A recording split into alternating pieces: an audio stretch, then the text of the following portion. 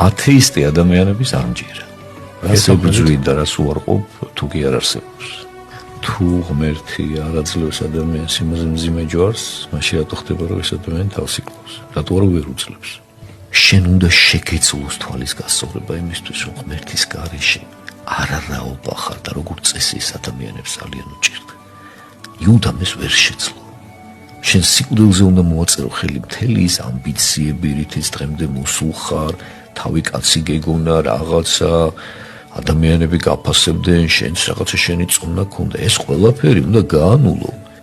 და ხელახლა უნდა დაიბადო მერე იმ სინანულის ემპასში. ურთულესი რაღაცა უნდა მოკვდე და გაცოცხლდე. რა იწვევს აი ამ სულიერ აშლილობებს და აი ამ ეს არის უღმერთობა. გარდაუვალი სიკვდილის განცდა იწვევს აი ამ შფოთს. მერე ნახე რა ხდება, ზოგი იწყებს დალევას, ზოგი იწყებს მოწევას, ზოგი სხვადასხვა ნარკოტიკულ საშუალებებს, ზოგი რაღაც თამაშს. გინდა სულგზაზე დადგე? ქრისტეს ჩაეხუთე, ქრისტესთან ერთად იყო. დამთავრებული. იქ არის შენი სიცოცხლე, სიმშვიდე, სიყვარული, ყველაფერს იპოვი შენ ქრისტეში, რასაც ეძებ. შენს ბედნიერებას.